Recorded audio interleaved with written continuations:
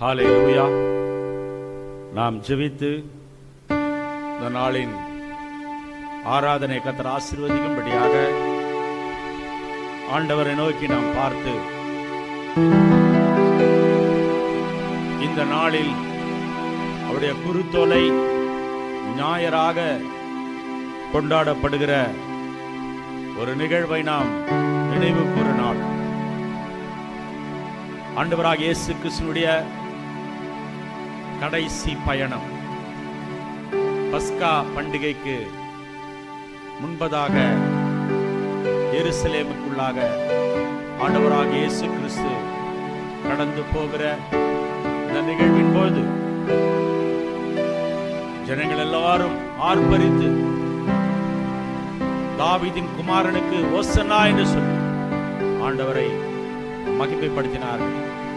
அவர் பவனியாக எருசலேமுக்கு கடந்து சென்றார். ராஜாதி ராஜாவும் சர்வ வல்லவரமாகிய ஆண்டவராகிய இயேசு நம்முடைய பாவங்களுக்காக, குற்றங்களுக்காக, மீறுதல்களுக்காக பலியாக பொருட்டு பவனியாக எருசலேமுக்கு கடந்து சென்றார். நாம் யாவர் கண்களை மூடி ஆண்டவரை நோக்கி ஜெபிப்போம். பரிசுத்தமுள்ள தகப்பனே, உம்மை ஸ்தோத்திரிக்கிறோம். இந்த ஆசீர்வதிக்கப்பட்ட மனமகிழ்ச்சியான இந்த நாளிலே ஆண்டவரே, உம்முடைய சமூகத்திலே காத்திருக்கிற உம்முடைய பிள்ளைகளுக்கு நீர் ஆசீர்வாதத்தை தந்து அவர்களை ஆண்டவரே நீர் பலப்படுத்தி சகாயப்படும்படியாக உம்முடைய கரத்திலே ஒப்பு கொடுக்கும். இந்த ஜெபத்தில் ஆண்டவருடைய நாமம் மகிமைப்படட்டும். ஆண்டவர் உம்முடைய ஆண்டவரே இந்த கடைசி பவனியில ஜனங்கள் வாழ்த்தி ஆண்டவரே உன்னதத்திலிருந்து வருகிறவர் ஸ்தோத்திரிக்கப்பட்டவர் என்று சொல்லி தாவீதின் குமாரனுக்கு ஓசன்னா என்று சொல்லி நடந்த அந்த நிகழ்வை நாங்கள் நினைவு கூறுகிறோம். அது சிறப்பான ஒரு ஓய்வு நாளாக நாங்கள் கடைபிடிக்கும்படியாக இந்த நாளில் எங்களை ஒப்புக் கொடுக்கிறோம். பரிசுத்த ஆவியானவர் எங்கள் மத்தியிலே இருந்து நடத்துவீராக. உமக்கு எல்லா மகிமையும் செலுத்துகிறோம். ஆண்டவராகிய இயேசு கிறிஸ்துவின் நாமத்திலே ஜெபிக்கிற நல்ல தகப்பனே, ஆமென். ஒரு பாடலை பாடி நாம் இந்த ஆராதனையை ஆரம்பிப்போம். எல்லாருக்கும் தெரிந்த ஒரு கீர்த்தனை பாடல், ஓசன்னா பாடுவோம் இயேசுவின் தாசரே, உன்னதத்தில் தாவீது மைந்தனுக்கு ஓசன்னா.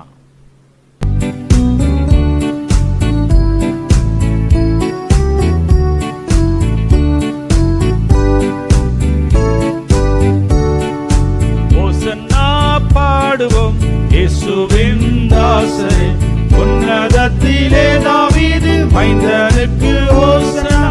ஓசன்னா பாடுவோம் இயேசுவின் தாசரே, உன்னதத்திலே தாவீது மைந்தனுக்கு ஓசன்னா.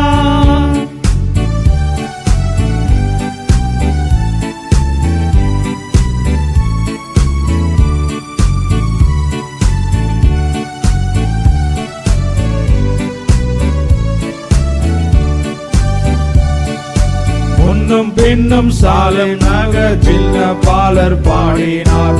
முன்னும் பின்னும் சாலேம் நகர் சின்ன பாலர் பாடினார். அன்று போல இன்று நாமும் அன்பாய் துதி பாடுவோம். அன்று போல இன்று நாமும் அன்பாய் துதி பாடுவோம். ஓசன்னா பாடுவோம் இயேசுவின் தாசரே, உன்னதத்திலே தாவீது மைந்தனுக்கு ஓசன்னா.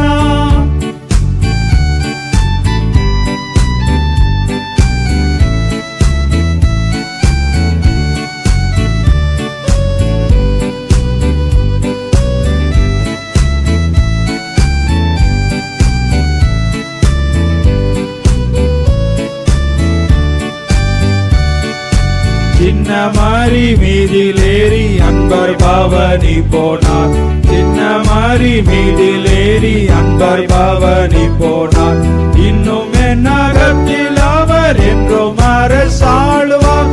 இன்னும் என் அகத்தில் அவர் என்றும் அரசாளுவார். ஓசன்னா பாடுவோம் இயேசுவின் தாசரே, உன்னதத்திலே தாவீது மைந்தனுக்கு ஓசன்னா.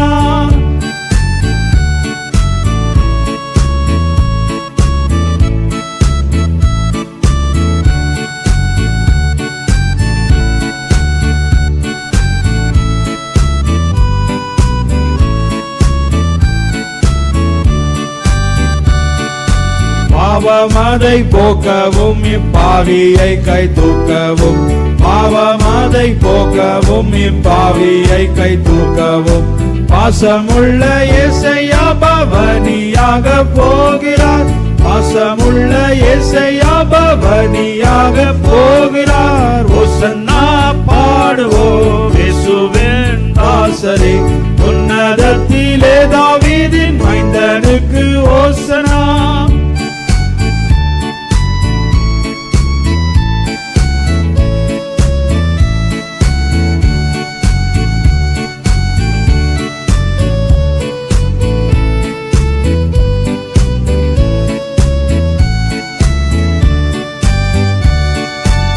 பாலர்களின் கீதம் கேட்டு பாசமாக மகிழ்ந்தார், பாலர்களின் கீதம் கேட்டு பாசமாக மகிழ்ந்தார். ஜாலர் வீணையோடு பாடி தாளமுத்தி செய்குவோம், ஜாலர் வீணையோடு பாடி தாளமுத்தி செய்குவோம். ஓசன்னா பாடுவோம் இயேசுவின் தாசரே, உன்னதத்திலே தாவீது மைந்தனுக்கு ஓசனா.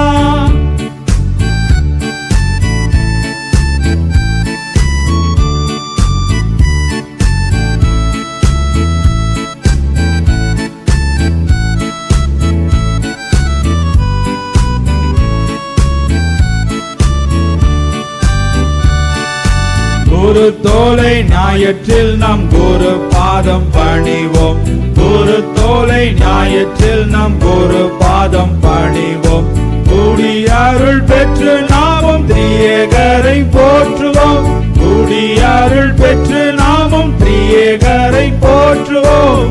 ஓசன்னா பாடுவோம் இயேசுவின் தாசரே, உன்னதத்திலே தாவீது மைந்தனுக்கு ஓசனா. ஓசன்னா பாடுவோம் இயேசுவின் தாசரே, உன்னதத்திலே தாவீது மைந்தனுக்கு ஓசனா.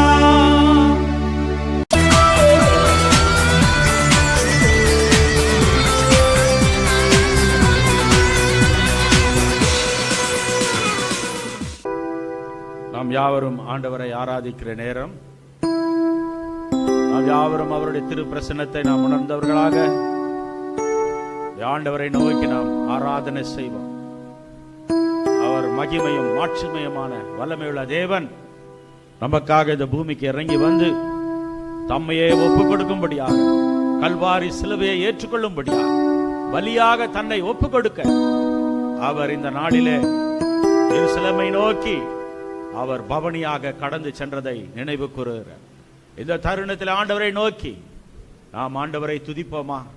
அந்த எருசலேமில் இருந்த அந்த வழி அருகே இருந்த ஜனங்கள் எல்லாரும் உன்னதத்திலிருந்து வருகிறவர் ஓசன்னா, தாவீதின் குமாரனுக்கு ஓசன்னா என்று சொல்லி ஆண்டவரை மகிமைப்படுத்தினார்கள். நாம் யாவரும் ஆண்டவரை நாம் மகிமைப்படுத்தி நமக்காக வந்த தேவகுமாரனாகிய இயேசுவை, நம் ராஜாவாகிய கர்த்தர், சர்வ வல்லமையுள்ள தேவன், அவரே சர்வ மகிமை நிறைந்தவர், அவரே நிரந்தரமான ராஜா, ராஜாதி ராஜாவும் கர்த்தாதி கர்த்தனுமாகிய ஆண்டவரை நோக்கி அவரை ஆராதிக்கிறோம்.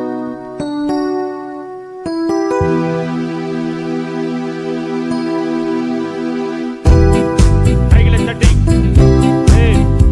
ஜீசஸ் சோத்ரமையா.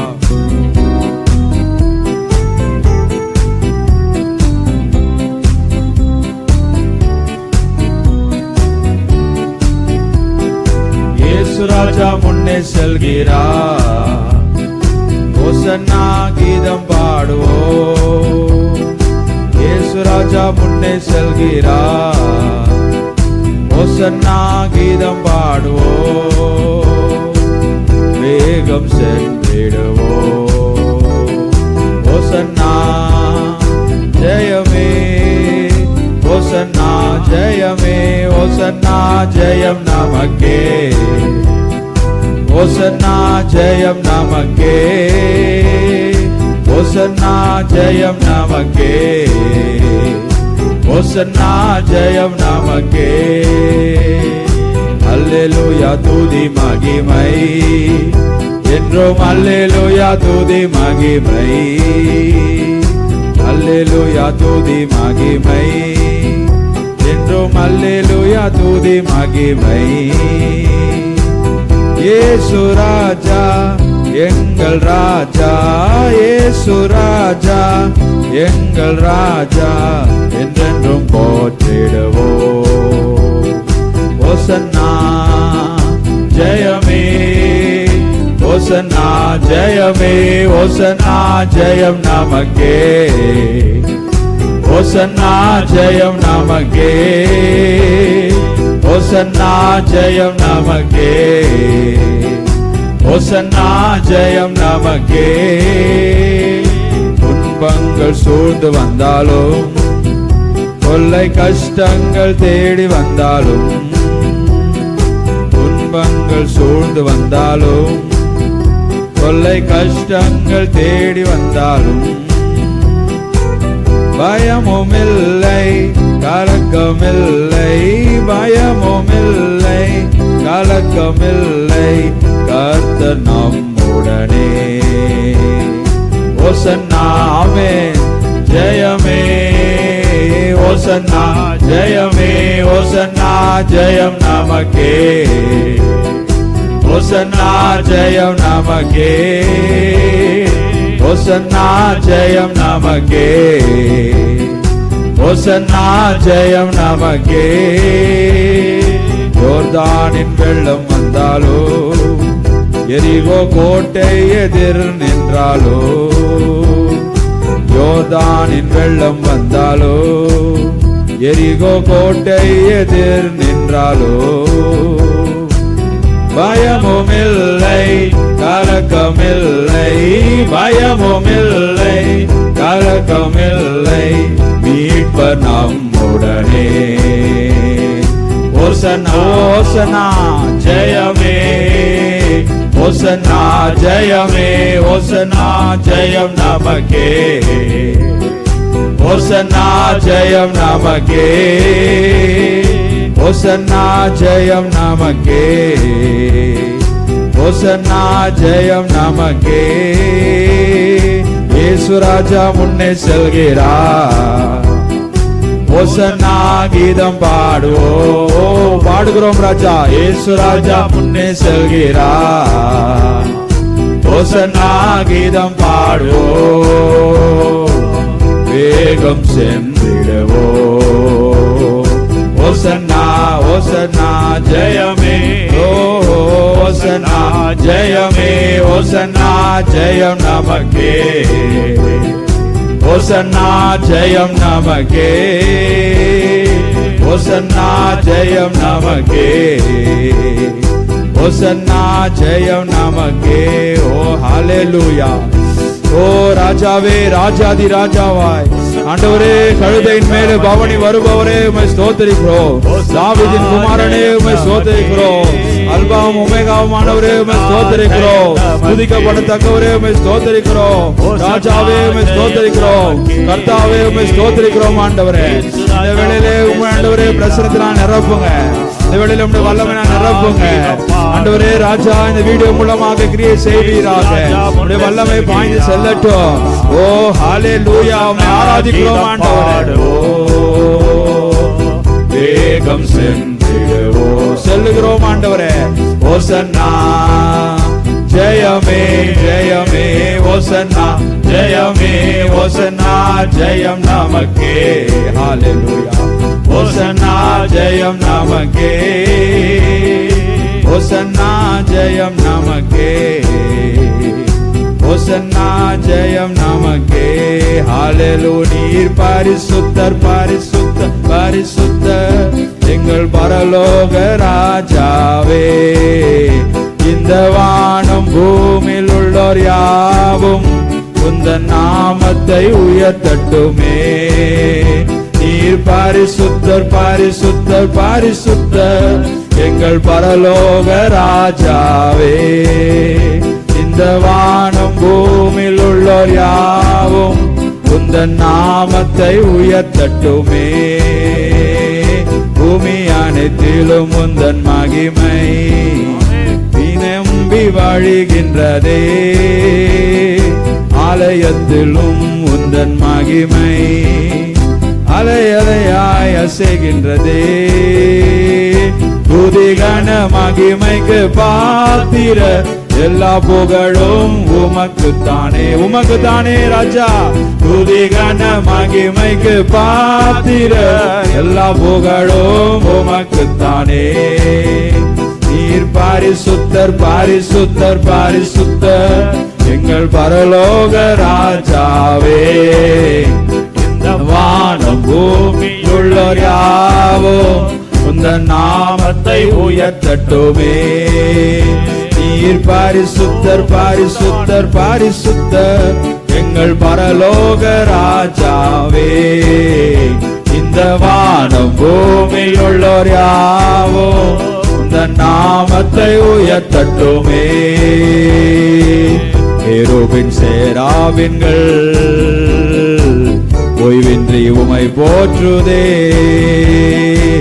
பூலோக திருச்சபையெல்லாம் ஓய்வின்றி உமை போற்றிட. கேருபின் சேராபின்கள் ஓய்வின்றி உமை போற்றுதே. பூலோக திருச்சபையெல்லாம் ஓய்வின்றி உமை போற்றிட. நீர் பாரிசுத்தர் பாரிசுத்தர் பாரிசோ. துதிக்கிறோம் ராஜா, உம்மை ஸ்தோத்திரம் ஆண்டவரே. பரலோக ராஜாவே இறங்கும் ஆண்டவரே. உம்முடைய பிரசன்னம் நிரப்பட்டும், உம்முடைய வல்லமை நிரப்பட்டும், உம்முடைய மகிமைகள் மத்தியிலே கடந்து வரட்டும். அல்லேலூயா அப்பா, அல்லேலூயா என்று உம்மை ஸ்தோத்திரிக்கிறோம் ஆண்டவரே. அப்பா ஓசனா என்று உம்மை துதிக்கிறோம் ஆண்டவரே. அப்பா மகிமை பொருந்தியவரே, மாட்சிமை பொருந்தியவரே, ஓ உம்மை ஸ்தோத்திரிக்கிறோம் ஐயா. ஓ ஹalleluya, நாமத்தை உயர்த்தட்டுமே. நீர் பாரிசுத்தர் பாரிசுத்தர் பாரிசுத்தர் எங்கள் பரலோக ராஜாவே. இந்த வானம் பூமியில் உள்ளோர் யாவும் உந்தன் நாமத்தை உயர்த்தட்டுமே. நீர் பாரிசுத்தர் பாரிசுத்தர் பாரிசுத்தர் எங்கள் பரலோக ராஜாவே. இந்த வானம் பூமியில் உள்ளோர் யாவும் உந்தன் நாமத்தை உயர்த்தட்டுமே. ஹalleluya ஹalleluya. உம்மை ஸ்தோத்திரிக்கிறோம் ஆண்டவரே, உம்மை துதிக்கிறோம் ஐயா, உம்மை ஸ்தோத்திரிக்கிறோம் ஆண்டவரே. அப்பா உம்முடைய வல்லம் இறங்கட்டும். இந்த வீடியோவை யாரெல்லாம் காண்கிறாங்களோ உம்முடைய பிரசனம் இறங்கட்டும், உம்முடைய மகிமை இறங்கி வரட்டும் ஆண்டவரே. அப்பா ஒவ்வொருவரின் தேவைகளும் சந்திப்பீராக. ஒவ்வொரு இல்லத்திலும் உம்முடைய அக்கினி பாயட்டும் ஆண்டவரே. ஆவியானின் வல்லமை கடந்து செல்லட்டும். ஒவ்வொரு வீட்டிலும் நீர் அப்பா பவனி செல்லுவீராக. ஒவ்வொரு இல்லத்திலும் நீர் பவனி செல்லுவீராக ஆண்டவர். ஒவ்வொருவரின் வீட்டிலும் ஆண்டவரே நீர் கடந்து செல்லுவீராக ராஜா. ஒவ்வொருவரும் ஆண்டவரே தாவீதின் குமாரனுக்கு ஓசனா என்று சொல்வார்களாக ஆண்டவரே. ராஜா உம்மை துதிக்கிறோம் ஆண்டவரே. ஓ ஹalleluya hallelujah hallelujah. And I will worship you with all of my heart, and I will seek your face all through my life, and I will worship you with all that I have. Here I am. Oh, நான் உம்மை தேடுவேன் நாள் முழுதும், நான் உம்மை சேவிப்பேன் வாழ்நாளெல்லாம். எனதெல்லாவற்றிலும் நான் உம்மை நேசிப்பேன் இயேசுவே. Oh, here I am, oh Lord, here I am, oh Lord, here I am, oh Lord, here I am.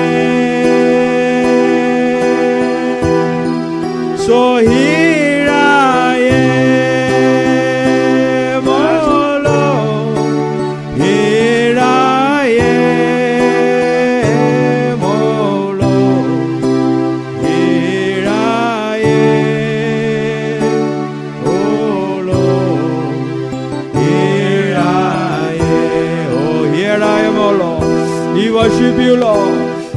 serve you, Master. We praise you, Lord. Oh, Son of David, we praise you. Oh, hallelujah, we praise you, ஆண்டவரே. அப்பா, நாங்கள் உம்மை துதிக்கிறோம் ராஜா. உம்முடைய முகத்தை நாங்கள் தேடுவோம் ஐயா. உம்முடைய பாதத்தை நாங்கள் பற்றி பிடிப்போம் ஆண்டவரே. இயேசுவே, எங்கள் வாயிலே துதியை உண்டு பண்ணும். உண்டு பண்ணும். ஒவ்வொரு வாயிலும் துதி சத்தம் கேட்கட்டும் ஆண்டவரே. ஒவ்வொரு வாயிலும் துதியின் சத்தம் எழும்பட்டும். ஓ, உம்முடைய பிரசன்னம் நிரப்பட்டும். ஓ, உம்முடைய மகிமை நிரப்பினதற்காக ஸ்தோத்திரம். அப்பா, உம்முடைய வல்லமை நிரப்பினதற்காக ஸ்தோத்திரம்.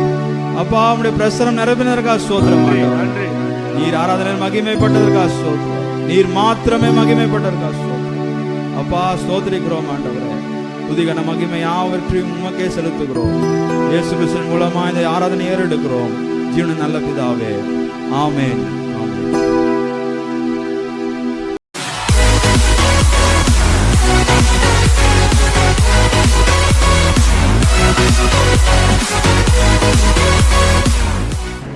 ஆண்டவராக இயேசு கிறிஸ்துவின் நாமத்திலே உங்களை வாழ்த்தி இந்த நாளிலே தேவனுடைய வார்த்தையை கேட்கும்படியாக நம் கண்களை மூடி ஆண்டவர்களை பார்க்கிறோம். மகா பரிசுத்தமுள்ள தகப்பனை நம்மை ஸ்தோத்திரிக்கிறோம். உடைய வார்த்தைகள் மூலமாக எங்களோட பேசும்படியாக எங்களை தாழ்த்துகிறோம்.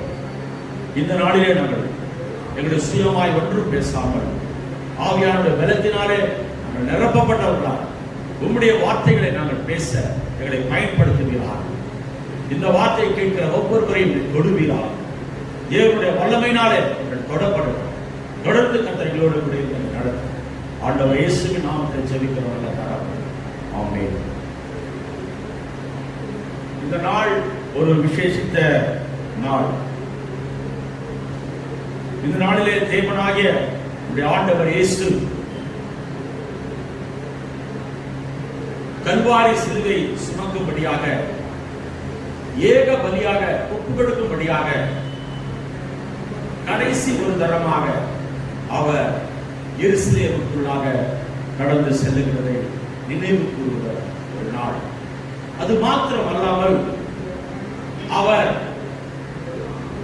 அந்த நகரத்துக்கு போவதற்கு முன்பதாக அவர் கழுதையின் மேலே ஏற்றப்பட்டவராய், வஸ்திரங்கள் விரிக்கப்பட்ட அந்த கழுதையின் மேலே அவர் அமர்ந்தவராய், ஜனங்கள் எல்லாரும் மரக்கிளைகளை எல்லாம் தங்களுடைய வஸ்திரங்களை எல்லாம் தரையிலே பரப்பி அவரை வாழ்த்தி அவரை வரவேற்கிற ஒரு நிகழ்ச்சியாக குருத்தோலைகளை தங்கள் கைகளிலே பிடித்து உன்னதத்திலே இருந்து வருகிறவருக்கு ஓசன்னா, தாவீதின் குமாரனுக்கு ஓசன்னா என்று சொல்லி ஆண்டவரை அவர்கள் மகிமைப்படுத்தின நாளை நினைவு கூறுகிற ஒரு ஓய்வு நாள்.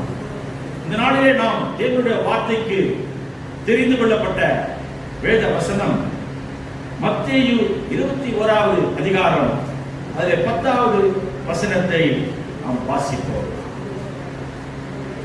மத்தேயு 21:10.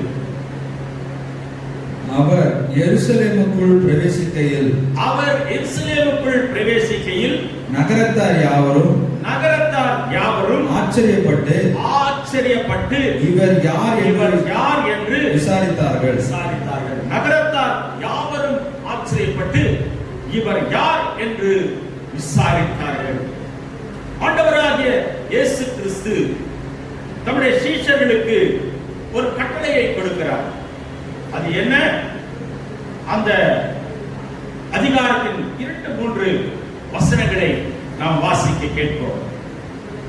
அவர்கள் எருசலேமுக்கு சமீபமாய் சேர்ந்து ஒலிவமலைக்கு அருகான பெத்பேயுக்கு வந்தபோது இயேசுவானவர் சீஷரில் 2 பேரை நோக்கி, உங்களுக்கு எதிரே இருக்கிற கிராமத்துக்கு போங்கள்.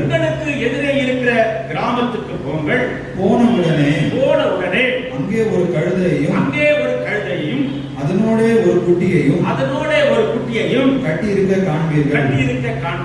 அவைகளை அவிழ்த்து என்னிடத்தில் கொண்டு வாருங்கள். ஒருவன் உங்களுக்கு ஏதாகிலும் சொன்னால் இவைகள் ஆண்டவருக்கு வேண்டும் என்று சொல்லுங்கள். உடனே அவைகளை அனுப்பி விடுவான் என்று சொல்லி அவர்களை அனுப்பினார். ஆண்டவர் இயேசு தம்முடைய சீஷர்களுக்கு ஒரு கட்டளை கொடுக்கிறார். அது என்னன்னா, நீங்கள் அந்த கிராமத்துக்கு எதிரே இருக்கிற கிராமத்துக்கு போங்க, அங்கே கழுதையும் அதன் குட்டியும் கட்டியிருக்க காண்பீர்கள், அதை அவிழ்த்தின் இடத்துல கொண்டு வாருங்கள். யாராகிலும் உங்களுக்கு ஏதாகிலும் கேட்டால் அது என் ஆண்டவருக்கு வேண்டும் என்று சொல்லுங்கள், உடனே அவன் அதை உங்களுக்கு அனுப்பி விடுவான் என்று சொல்லி ஆண்டவர் அவர்களுக்கு ஒரு வேலையை கொடுக்கிறார். ஆண்டவர் வேலையை கொடுத்தா அந்த கழுதைக்கு ஓனர் வந்து என்ன செய்யறானா, அதை புரிந்து கொண்டு அவளுக்கு அந்த கழுதையை கொடுத்து விடுகிறார். இரண்டாவது, நீங்கள் மார்க்கு 11வது அதிகாரம் 2ஆம் வசனத்துல நீங்கள் வாசிப்பீங்க சொன்னா, இந்த கழுதை ஒருவனும் ஒரு காலமும் ஏறியிராத கழுதை என்று சொல்லப்பட்டிருக்கிறது. அந்த கழுதை ஒரு விசேஷித்த தன்மை கொண்ட கழுதை.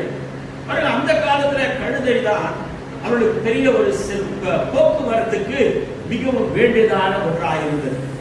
அந்த காலத்துல குதிரை, கழுதை இவைகளை எல்லாம் வைத்துதான் அவர்கள் பிரயாணப்படுவார்கள். கழுதை சமாதானத்திற்கு அடையாளமாயிருக்கிறது, குதிரை வெற்றிக்கு அடையாளமாயிருக்கிறது.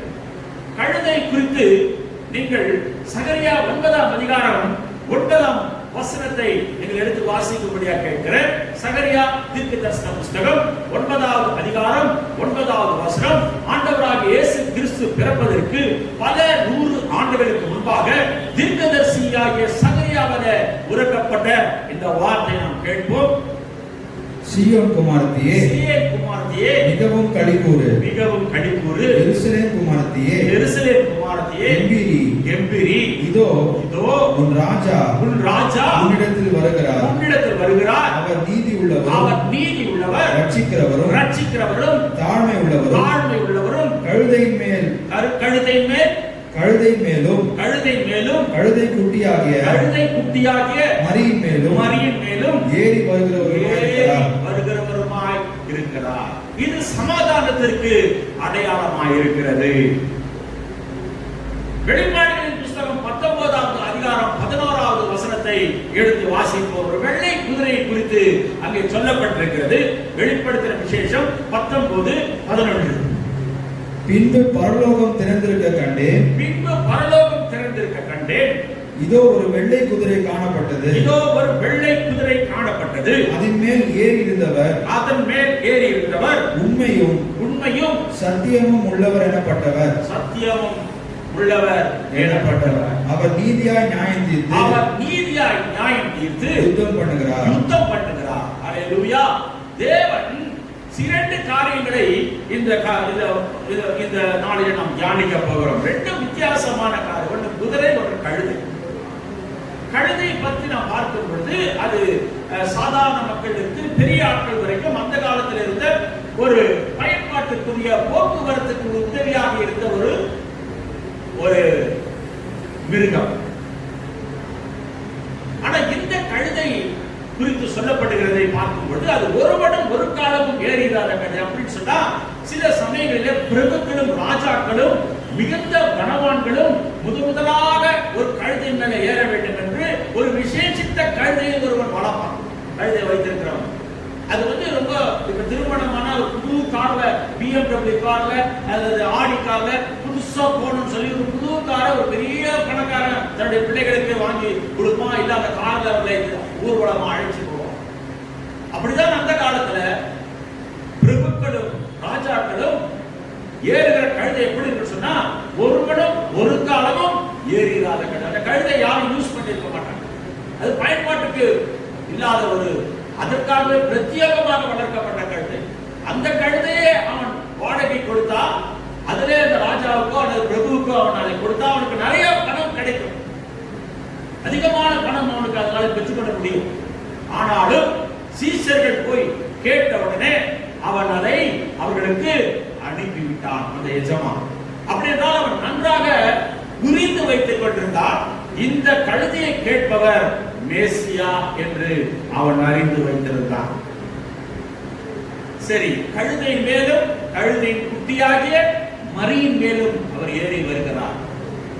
சில வேத பண்டிதர்கள் இப்படியாக இதை குறித்து சொன்ன, இயேசு அதாவது குட்டி முதல்ல போச்சு, பின்னால அந்த கழுதை வந்தது என்று ஒரு இன்டர்பிரேஷன் இருக்கிறது, ஒரு வியாக்கியானம் இருக்கிறது. இன்னொரு வியாக்கியானம் என்ன சொல்லுகிறார்கள், அவர் ஒரு கால வந்து ஒரு கழுதை மேலும் இன்னொரு கால கழுதையின் குட்டியாக மரியின் மேலும் போட்டு அவர் கடந்து வந்தார் என்று சொல்லி அந்த பவனியாய் சென்றார் என்று ஒரு விளக்கம் சொல்லப்படுது. சரி, எதை எப்படி இருந்தாலும் அவர் கழுதையின் மேலும் கழுதையின் குட்டியாகிய மரியின் மேலும் அவர் பவனியாய் கடந்து வருகிறார் என்ற இந்த சகரியாவின் தீர்க்க தரிசனம் நிறைவேறியது. ஒருவேளை நினைக்கலாம், கழுத குட்டி மேல போய் நம்ம ஆண்டவர் அவ்வளவு ஒரு பாரமுள்ள ஒரு பாரத்தை, அதிகமான பாரத்தை கழுதை குட்டி மேல ஆண்டவர் ஏற்றுகிறாரே என்று சொல்லி பாவம் அல்லவா என்று சொல்லி நம்ம ஒருவேளை யோசிக்கலாம். ஆனால் சங்கீதம் 8ஆம் அதிகாரம் 6 8 வசனங்கள் வரைக்கும் நம்ம வாசிக்க கேட்போம். ஆண்டவருக்கு சகலத்தின் மேலும் அதிகாரம் உள்ள அதிகாரம் இருக்கிறது. சங்கீதம் 8:6 வரைக்கும். உம்முடைய கரத்தின் கிரியைகளின் மேல்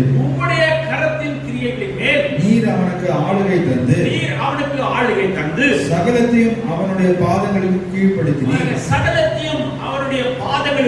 கீழ்ப்படுத்தினீர். ஆடு மாடுகள் எல்லாவற்றையும் காட்டு மிருகங்களையும் ஆகாயத்து பறவைகளையும் சமுத்திரத்தின் மச்சங்களையும் கடல்களில் சஞ்சரிக்கிறவைகளையும் அவனுடைய பாதங்களுக்கு கீழ்ப்படுத்தினீர். அதாவது ஆண்டவராகிய இயேசு மனுஷ ரூபத்திலே வந்தனால, மனுஷ குமாரனாக அவர் இந்த உலகத்திலே வந்தது அவர் நிரூபிக்கும்படியாக அங்கே மனுஷனுக்கு ஒப்பு கொடுக்கப்பட்டிருக்கிற அதிகாரத்தை அங்கே அவர் காண்பிக்கிறார். இவைகள் எல்லாம் மனுஷனுடைய அதிகாரத்திற்கு கட்டுப்பட்டவைகள். ஆகவே ஆண்டவராகிய இயேசு கிறிஸ்து இப்படியாக அவர் பவனியாக எருசலேமுக்கு வந்தார். மத்தேயு 21:7-8 வசனத்தை நம்ம இப்பொழுது வாசிக்க கேட்ட அந்த பகுதியில் இருந்து வாசிக்கலாம். மத்தேயு 21:7-8 அதை மாத்திரம் நான் வாசிக்கும்படியா கேட்கிறேன்.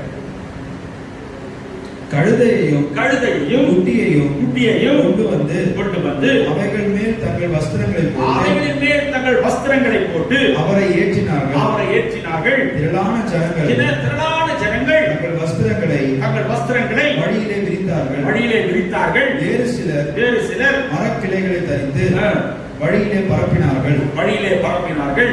முன்னடப்பாரும் ஆகிய திரளான ஜனங்கள் தாவீதின் குமாரனுக்கு ஓசன்னா, கர்த்தரின் நாமத்தினாலே வருகிறவர் ஸ்தோத்தரிக்கப்பட்டவர், உன்னதத்திலே ஓசன்னா என்று சொல்லி ஆர்ப்பரித்தார்கள். பாருங்க, என்ன என்று அவர்கள் ஆர்ப்பரிக்கிறார்கள்.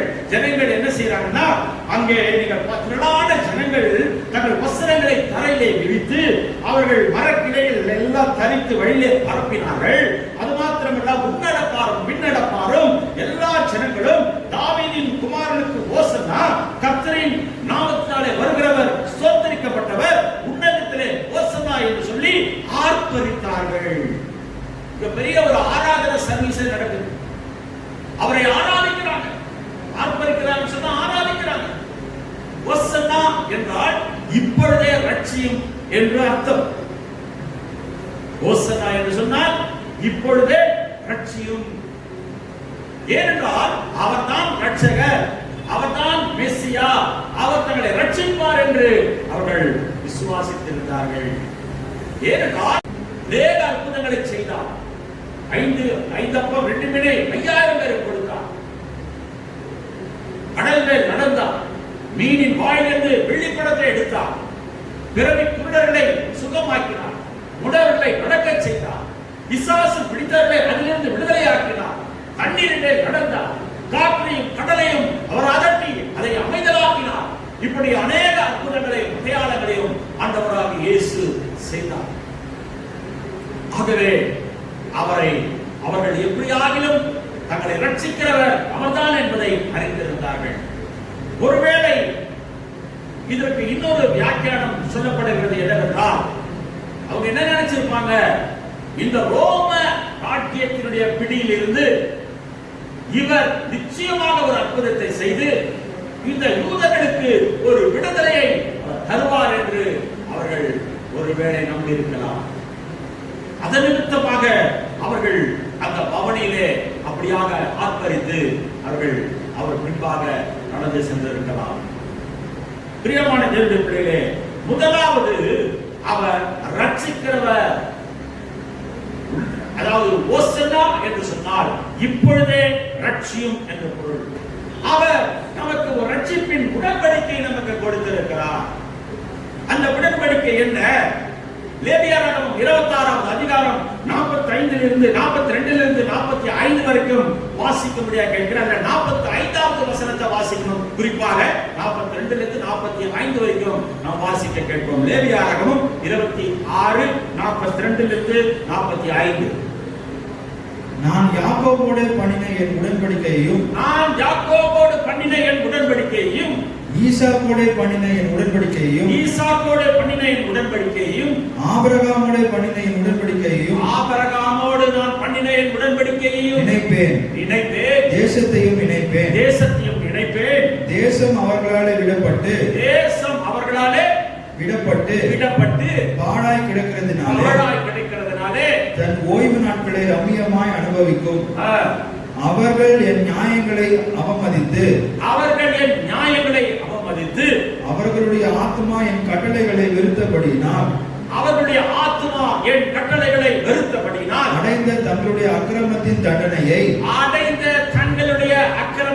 தண்டனையை நியாயம் என்று ஒத்துக்கொள்வார்கள். அவர்கள் தங்கள் சத்துருக்களின் தேசத்தில் இருந்தாலும் நான் அவர்களை நிர்மூலமாக்கத்தக்கதாகவும் நான் அவர்களோடு பண்ணின என் உடன்படிக்கையை அபத்தமாக்கத்தக்கதாகவும் நான் அவர்களை கைவிடவும் வெறுக்கவும் மாட்டேன். என்ன செய்ய மாட்டேன்? வெறுக்கவும் மாட்டேன். நான் அவர்கள் தேவனாகிய கர்த்தர். அவர்களுடைய தேவனாய் இருக்கும்படிக்கு நான் புறஜாதிகளின் கண்களுக்கு முன்பாக எகிப்து தேசத்திலிருந்து அவர்களை புறப்படச் செய்து அவர்களுடைய முன்னோர்களோடு நான் பண்ணின உடன்படிக்கையை அவர்கள் நிமித்தம் நினைவு கூறுவேன். நான் கர்த்தர் என்று சொல் என்றார். மோசே ஆண்டவர் சொல்றாரு. அல்லேலூயா. பாருங்க, தேசத்துல இன்றைக்கு காணப்படுகிற நிலைமையை பார்க்கும் பொழுது ஜனங்கள் அவருடைய வார்த்தைக்கும் அவருடைய கட்டளைகளுக்கும் அவருடைய பிரமாணங்களுக்கும் அவர்கள் விலகி போனபடினால இன்றைக்கு தேசத்தை ஒரு இருள் சூழ்ந்திருக்கிறதை பார்க்கிறோம். ஆனாலும் கர்த்தர் நம்முடைய ஜனங்களுக்கு ஒரு உடன்படிக்கை செய்கிறார்.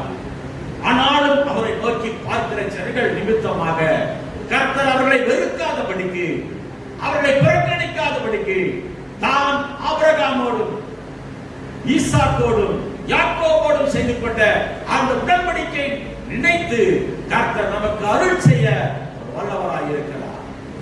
அல்லேலூயா. இப்பொழுது 3 விதமான கூட்டத்தார் அங்கே இருக்கிறார்கள். முதலாவது எருசலேமில் இருக்கிற யூதர்கள், இரண்டாவது கலிலேய கூட்டத்தார், மூன்றாவது பெத்தானியாவில் இருக்கிற கூட்டத்தார். இந்த 3 பேரும் அங்கே, அந்த 3 ஜனங்களும் அங்கே ஆண்டவரை அங்கே மகிமைப்படுத்துகிறதை நாம் பார்க்கிறோம். ஆண்டவராகிய இயேசு கிறிஸ்து ரட்சிக்கிறவர் என்பதை அறிந்துதான் அந்த ஜனங்கள் ஓசன்னா ஓசன்னா என்று சொல்லி அவரை மகிமைப்படுத்தினார்கள் என்று நாம் பார்த்தோம். ஓசன்னா என்றால் இப்பொழுதே ரட்சி. அப்போஸ்தலர் 4ஆம் அதிகாரம் 5 இருந்து 12 வரைக்கும் நாம் வாசிக்க கேட்போம். மறுநாளிலே ஜனங்களுடைய அதிகாரிகளும் மூப்பரும் வேதபாரகரும் பிரதான ஆசாரியனாகிய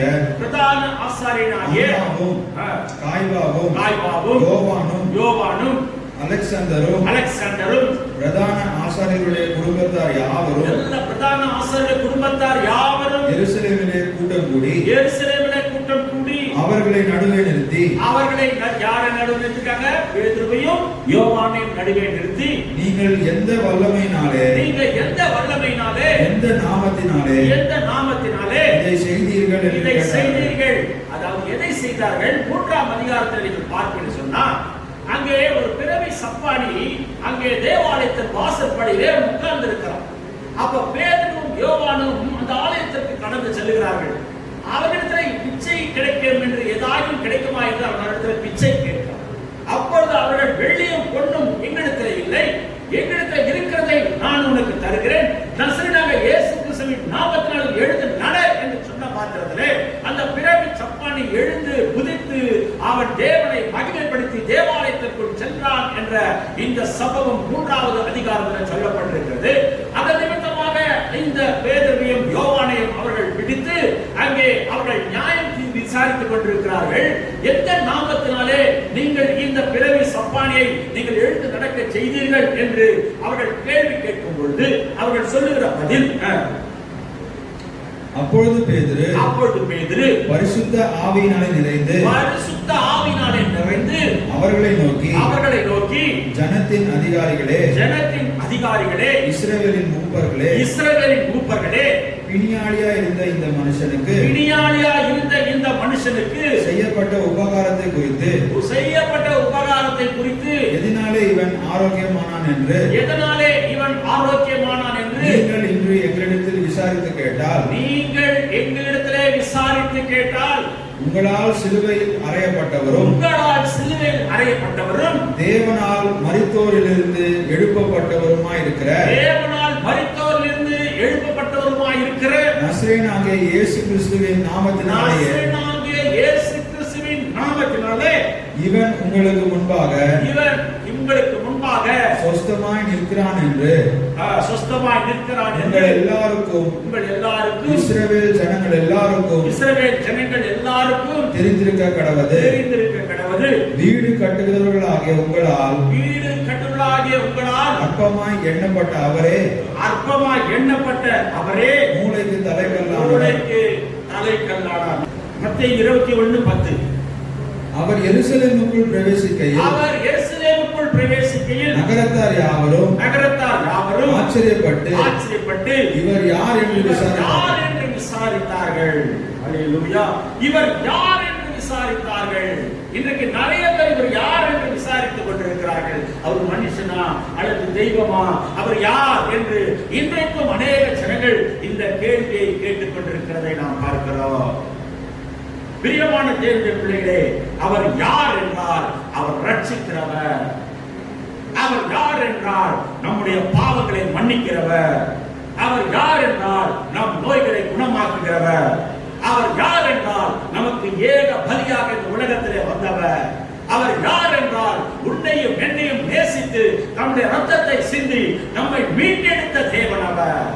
அல்லேலூயா. இன்றைக்கு அநேக ஜனங்கள் இப்படிதான் அவர் யார் என்று இன்றைக்கும் கேட்டுக் கொண்டிருக்கிறார்கள். யார் இவர்?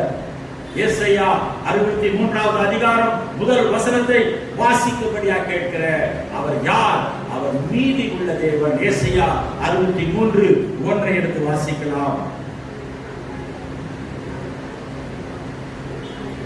ஏதோமிலும் அதில் உள்ள ஒஸ்ரா பட்டணத்திலும் இருந்து அதில் இருக்கிற பட்டணத்திலும் இருந்து சாயம் தீர்ந்த வஸ்திரங்கள் உடையவராகவும் மகத்துவமாய் உடுத்தி இருக்கிறவராகவும் தமது மகத்தான வல்லமையிலே எழுந்தருளினவராகவும் வருகிற இவர் யார்? நீதியாய் பேசி ரட்சிக்க வல்லவராகிய நான் தானே. ஆண்டவர் நேரா சொன்ன ஒரு வசனம் இது.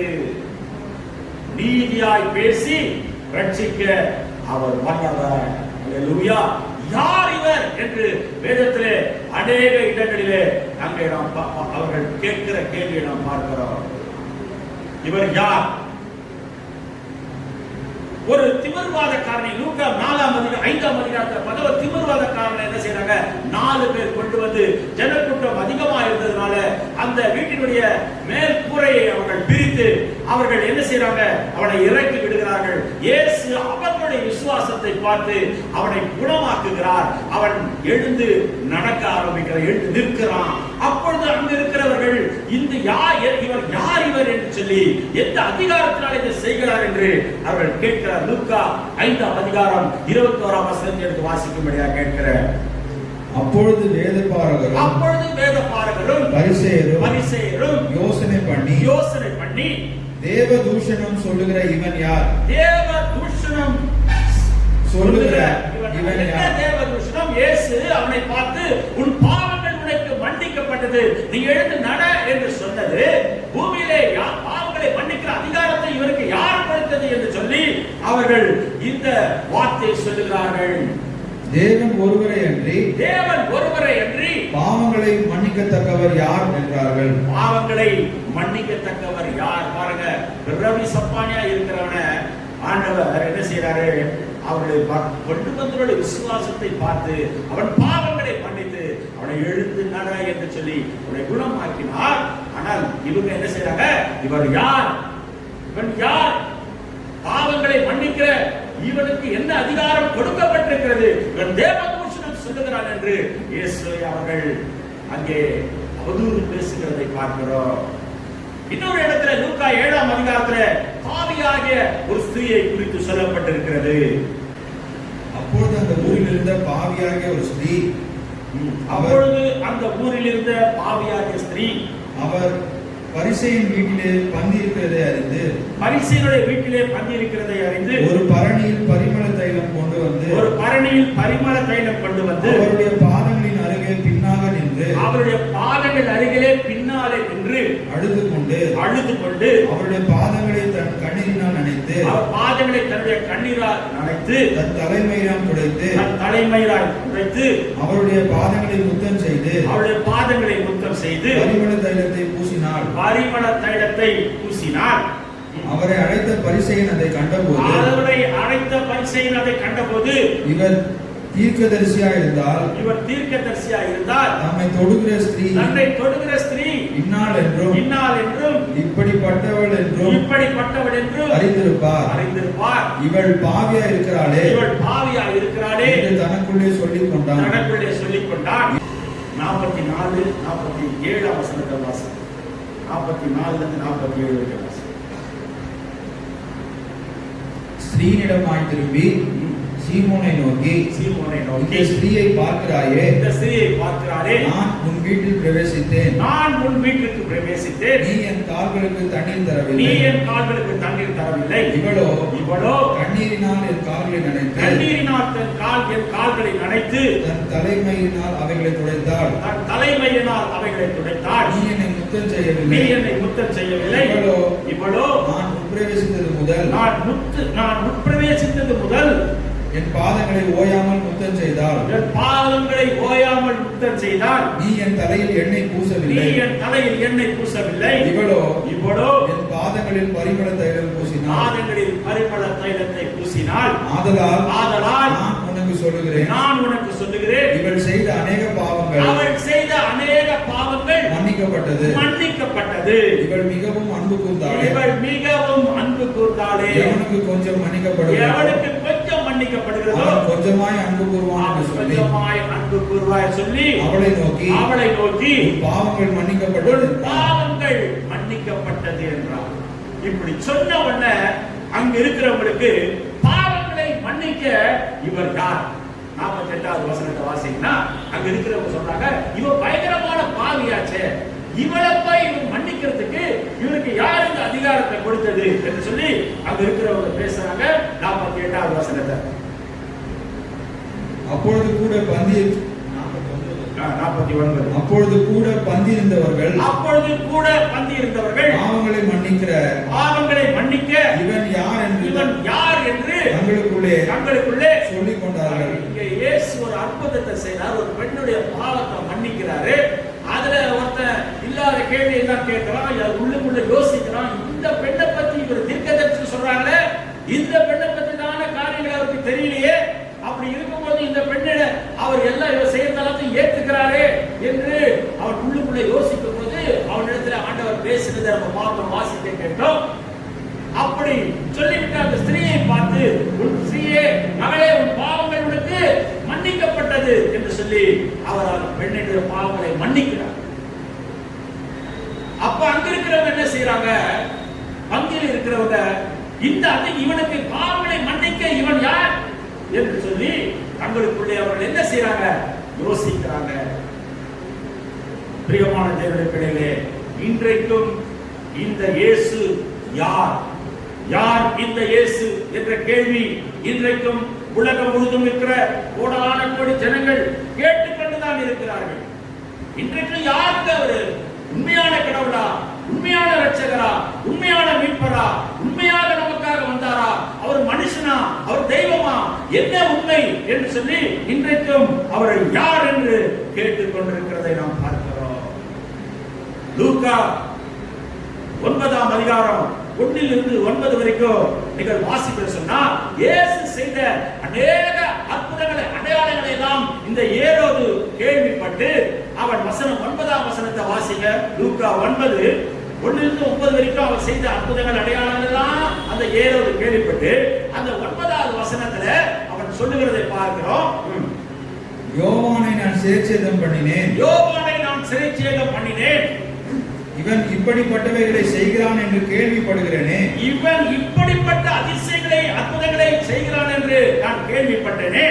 இவன் யார்? இவன் யார் என்று ஏரோது சொல்லி அவரை பார்க்க விரும்பினான். பாருங்க, இயேசுவை பார்க்கிறது, அவருடைய அற்புதங்களை, அடையாளங்கள் எல்லாம் அவர் தெரிந்து கேட்டு இயேசுவை இவன் யார் என்று பார்க்க விரும்பினார். ஹல்லேலூயா. பாருங்க, இன்னொரு இடத்துல பார்க்கிறோம். அப்போஸ்தலர் 9ஆம் அதிகாரம் 1 to 5 வரைக்கும் வசனங்களை வாசித்து சொன்னா, சவுல் என்ற ஒருவன், அப்போஸ்தலர் 9 1 to 5 வரைக்கும், சவுல் என்பவன் இன்னும் கர்த்தருடைய சீஷர்களை பயமுறுத்தி கொலை செய்யும்படி சீரி பிரதான ஆசாரியரிடத்துக்கு போய் இந்த மார்க்கத்தாராகிய புருஷராகிலும் ஸ்திரீகளையாகிலும் தான் கண்டுபிடித்தால் அவர்களை கட்டி எருசலேமுக்கு கொண்டு வரும்படி தமஸ்குவில் உள்ள ஜெப ஆலயங்களுக்கு நிருபங்களை கேட்டு வாங்கினான். கிறிஸ்தவர்களை கொன்று போடும்படியாக நிருபங்களை வாங்கிக் கொண்டு அவன் என்ன செய்யறான்? தமஸ்குவுக்கு அவன் விரைந்து ஓடுகிறான். அப்படி அவன் போகும் பொழுது ஆண்டவர் அவனோட கூட இடைப்படுகிறார்.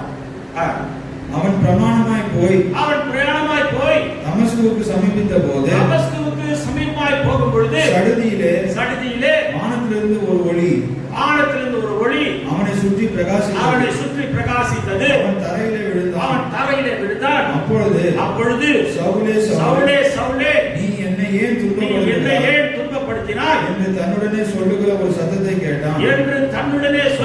சத்தத்தை கேட்டான். அதற்கு அவன் ஆண்டவரே நீர் யார் என்றான்.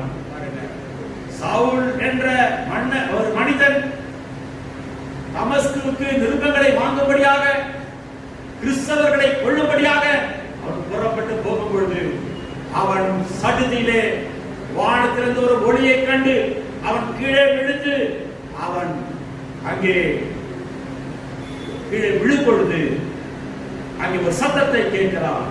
சவுலே என்னை ஏன் துன்பப்படுத்துகிறான்? உடனே ஆண்டவர் அந்த வார்த்தையை சொன்ன உடனே அவர் சவுல் சொன்னார், நீர் யார்? ஆண்டவரை பார்த்து கேட்கிறான், நீ துன்பப்படுத்துகிற கிறிஸ்து நானே, முள்ளில் உதைக்கிறது உனக்கு கடினமாம் என்று ஆண்டவராகிய இயேசு சொன்னார். அதன் பிறகு அந்த சவுல் ஆண்டவர் பலவிதமான ஊழியர்களிலே பயன்படுத்தி கடைசியில ரத்த சாட்சியாய் மறிக்கும்படியாக சவுலை பவுலாக மாற்றி தேவன் பயன்படுத்தினார். ஜனங்கள் என்னை யார் என்று சொல்லுகிறார்கள் என்று ஆண்டவராகிய இயேசு கிறிஸ்துவின் சீஷர்களை பார்த்து கேட்டபொழுது அதிலே பேதுரு முந்திக் கொண்டு, நீ ஜீவனுள்ள தேவனுடைய குமாரனாகிய கிறிஸ்து என்று சொல்லி அங்கே அவன் பதில் சொல்லுகிறதை பார்க்கிறோம். யோவான் முதல் அவர் யார் என்றால் இப்பொழுது நான் சொல்ல போகிற காரியங்கள் தான் அதற்கு பதிலாக இருக்கும்.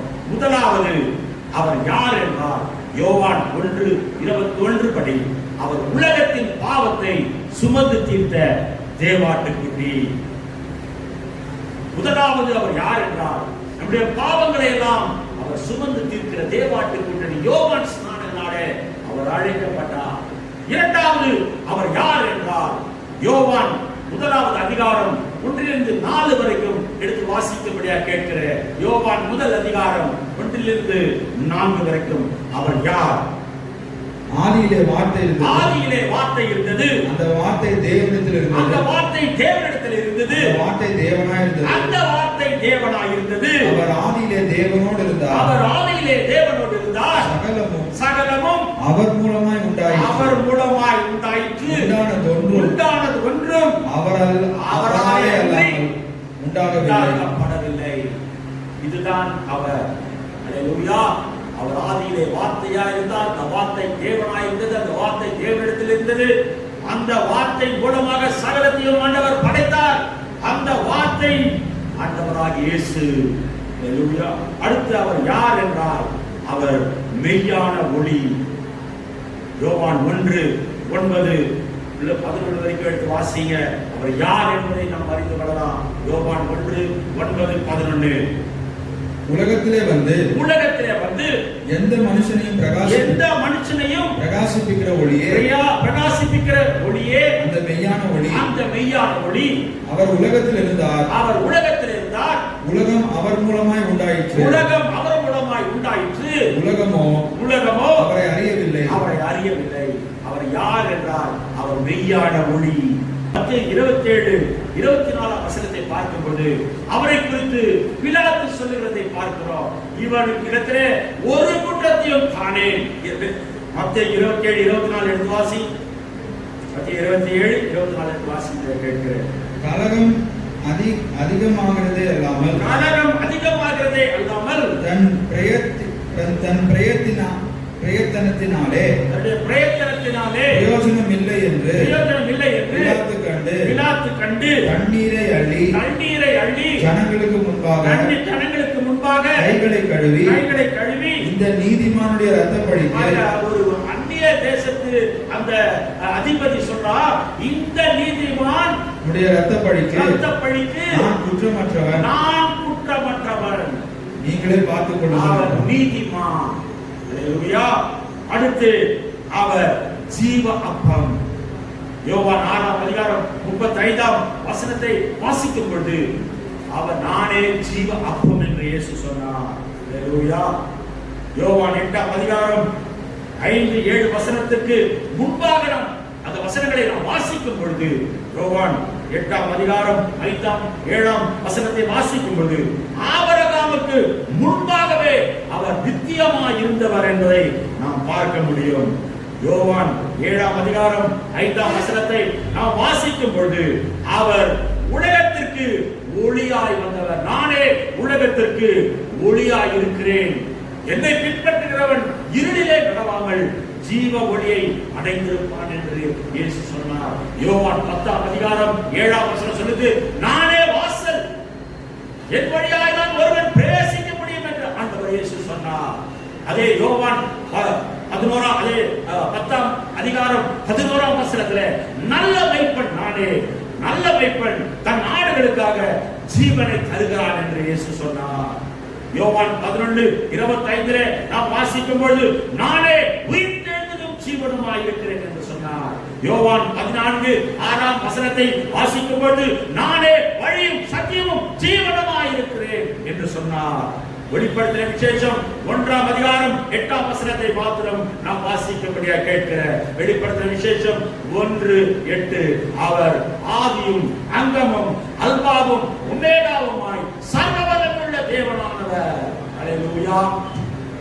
வெளிப்படுத்தின விசேஷம் 1:8 வாசிங்க. இருக்கிறவரும் இருந்தவரும் வருகிறவருமாகிய சர்வ வல்லமையுள்ள கர்த்தர், நான் அல்பாவும் ஒமேகாவும் ஆதியும் ஆதியும் அந்தமுமாய் இருக்கிறேன் என்று திருவுளம் பற்றுகிறார். பாருங்க, இவ்வளவும் அவர்தான் உலகத்தின் பாவத்தை சுமந்திட்டு யார் இவர் என்று கேட்டாங்க. அந்த ஜனங்க கேட்டாங்க. மத்தேயு அந்த 21:10 அங்க இருக்கிற ஜனங்கள் யார் இவர் என்று கேட்டாங்க. அதுக்கு பதில் என்ன?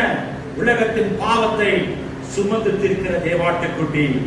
அவர் ஆதியிலே வார்த்தையாய் இருந்து அவர் தேவனோடு இருந்து வார்த்தையின் மூலமாய் சகலத்தையும் படைத்தவர். அவர் மெய்யான ஒளியாகிய தேவன். அவர் ஜீவனுள்ள தேவனுடைய குமாரனாகிய கிறிஸ்து. அவர் நீதிமான் என்று எண்ணப்பட்டவர். அவர் நீதிமானாக இருந்தவர். அவர் ஜீவ அப்பம் உள்ளவர். ஜீவ அப்பமாய் நமக்காக வந்து பிற்கப்பட்டவர். அவர் ஆபரகாமுக்கு முன்பாகவே நித்தியமாய் இருந்தவர். அவர் உலகத்திற்கு ஒளியாய் இருந்தவர். அவர் வாசலாய் இருந்தவர். அவர் நல்லமைப்பினாகிய இயேசு. அவரே உயிர்த்தெழுதலும் ஜீவனுமானவர். அவரே வழியும் சத்தியமும் ஜீவனுமானவர். அவரே ஆதியும் அந்தமும் அல்பாவும் ஒமேகாவுமாய் இருக்கிறவர். ஆகவே இதை கேட்டுக்கொண்டிருக்கிற அருமையான தேவ ஜனமே, இதை கேட்டுக்கொண்டிருக்கிற அருமையான ஜனங்களே, நீங்கள் ஒருவேளை ஆண்டவரை அறியாதவர்களாய் யார் இவர், இவர் யார், இயேசு யார் என்று சொல்லி இந்த செய்தி மூலமாய் ஒருவேளை கேட்டுக்கொண்டிருந்தால் இத்தனை காரியங்களில் உள்ளடக்கியவராகிய இயேசு என்பவர் நம்முடைய உலக இரட்சகர். பாவங்களை நீக்கி நம்மை மன்னிக்கிறவர், நமக்கு ஒளியாகி இருக்கிறவர், வழியும் சத்தியம் ஜீவனுமாய் இருக்கிறவர், நமக்கு வாசலாய் இருக்கிறவர். அவரே சர்வ வல்லவர், ஆதியும் அந்தமுமானவர். ஆகவே இவரே பெருமான். அல்லேலூயா. இவரே பெருமான், இவரே உண்மை உள்ளவர், இவரே ஜீவனுள்ள தேவன். இவர்களை ரட்சிக்கும்படியாக இந்த உலகத்திலே வந்தார். ஆகவே பிரியமான தேவனுடைய பிள்ளைகளே, இந்த ஞாயிற்றுக்கிழமை இப்போ அங்க இருக்கிற ஜனங்க என்ன கேட்கிறாங்க? இவர் யார் என்று கேட்டாங்க. இவ்வளவு பதில் இருக்கிறது வேதத்திலே. ஆகவே யார் இவர் என்ற இந்த ஒரே வார்த்தைக்கு இத்தனை அர்த்தங்களை வைத்திருக்கிறவர் ஆண்டவராகிய இயேசு கிறிஸ்து. நம் கண்களை மூடி ஆண்டவரை பார்ப்போம். பரிசுத்தமுள்ள தகப்பனை உம்மை ஸ்தோத்திரிக்கிறோம். இந்த நாளில் கேட்ட செய்தியின்படி கர்த்தர் எங்களோடு கூட இருந்து எங்களை நடத்துவீராக.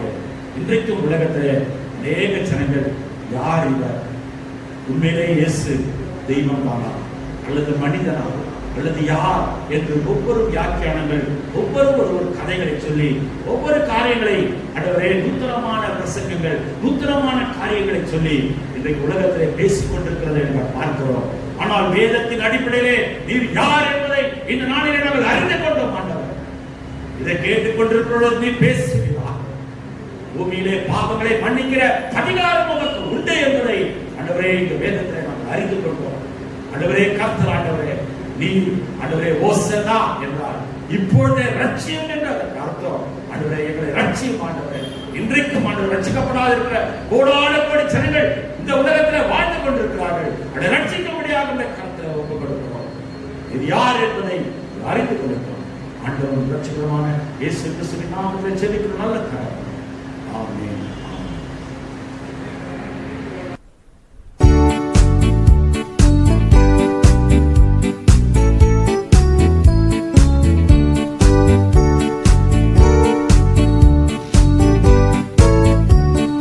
வெற்றி கோடி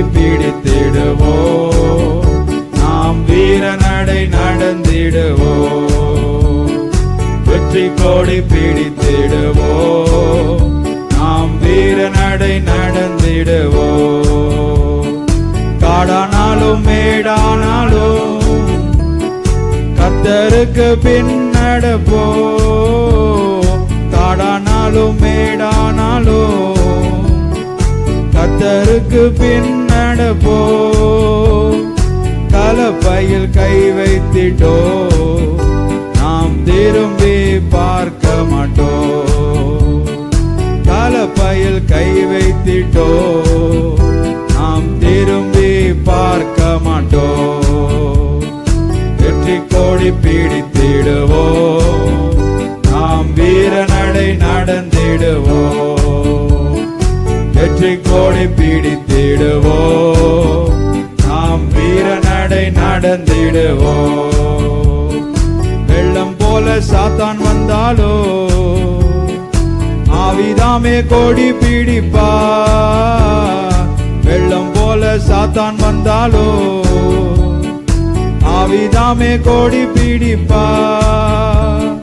அஞ்சாதே என் மகனே, நீ அஞ்சாதே என் மகளே, அஞ்சாதே என் மகனே, நீ அஞ்சாதே என் மகளே. வெற்றி கோடி பிடித்திடுவோ, நாம் வீர நடை நடந்திடுவோ. வெற்றி கோடி பிடித்திடுவோ, நாம் வீர நடை நடந்திடுவோ. கர்த்தராகிய இயேசு கிறிஸ்துவின் கிருபையும் பிதாவாகிய தேவனுடைய அன்பும் பரிசுத்த ஆவியானவருடைய அந்யோன்யமும் ஐக்கியம் அடையாளம் நம்மோடு சகல பரிசுத்தமாகும் கர்த்தர் வருகை மட்டும் இருப்பதாக. அனைவரும் சேர்ந்து சொல்லுவோம், என் ஆத்துமாவே கர்த்தரை ஸ்தோத்திரி, முழு உள்ளமையோட பரிசுத்த நாமத்தை ஸ்தோத்திரி. என் ஆத்துமாவே கர்த்தரை ஸ்தோத்திரி, கர்த்தர் செய்த சகல உபகாரங்களை மறவாதே. ஆமென்.